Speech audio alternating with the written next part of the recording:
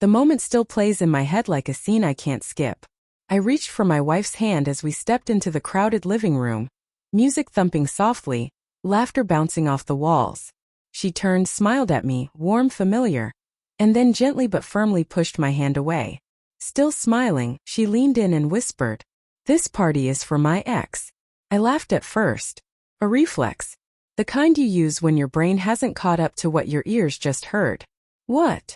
I said. She straightened, already turning away. "Don't make it awkward," she added lightly, like she was reminding me to take my shoes off. I stood there, frozen, while people moved around me with drinks and easy smiles. Someone bumped my shoulder and said, "Great party, man." I nodded, my chest tight, trying to understand how I'd just become invisible in my own marriage.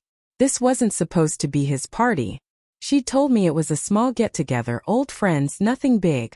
She'd been distant all week, distracted, but I told myself it was stress. I always told myself that. I scanned the room until I saw him. Her ex. Standing near the kitchen, laughing with her like they were sharing a private joke. The kind of laugh she used to save for me. His hand rested casually on the counter, close enough to hers that it made my stomach twist. I told myself not to jump to conclusions. I told myself adults can be friends. I told myself a lot of things that night. But I also noticed how she avoided my eyes. How every time I drifted closer, someone mysteriously pulled her away. How my texts, "Where did you go? Can we talk?" went unread while she stood 3 feet away from me. At one point I tried again. I touched her arm gently. She stiffened. "Please," she said under her breath. "Not here." That hurt more than the first push. I stepped outside onto the balcony, the cold air biting my face. Below me, the city buzzed, unaware that my life had just cracked open. I replayed the last few months in my head. The late nights, the locked phone, the way she'd started talking about the past like it was unfinished business. I wondered when I'd become the third person in my own relationship. When I went back inside, the party felt louder, harsher. I caught fragments of conversation. They've always had chemistry. Timing was the only problem. "You never really get over your first love." Each sentence felt like it was aimed directly at me. Later that night, after most people left, I found her in the kitchen rinsing glasses. The room smelled like spilled wine and citrus cleaner. "What did you mean?" I asked quietly. "When you said the party was for him." She didn't look at me. "It was just a joke. It didn't feel like one." She sighed, finally meeting my eyes. "You're reading too much into it." That sentence used to calm me.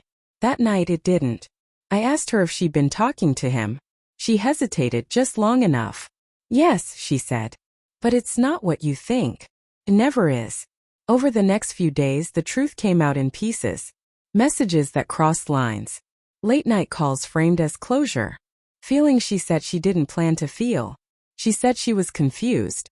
She said seeing him brought back memories of who she used to be. She said our life felt safe but quiet, and that scared her. I listened. I really did. Because love doesn't disappear the moment it's hurt. But trust does. The turning point came when I asked her one simple question. "If he asked you to try again, would you?" She didn't answer right away.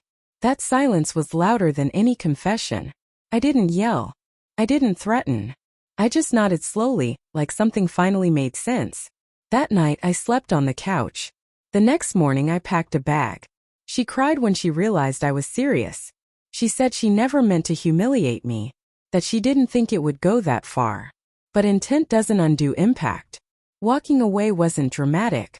It was quiet, heavy. Each step felt like leaving a piece of myself behind, but also like reclaiming something I'd lost.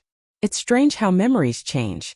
The same smile that once felt like home now feels sharp. The same laughter now sounds distant, borrowed. But here's what I learned. Love without respect will slowly erase you. And staying where you're not chosen teaches people how to keep unchoosing you. I didn't lose my marriage that night at the party. I found my self-respect. And I'm still rebuilding, but I'm standing.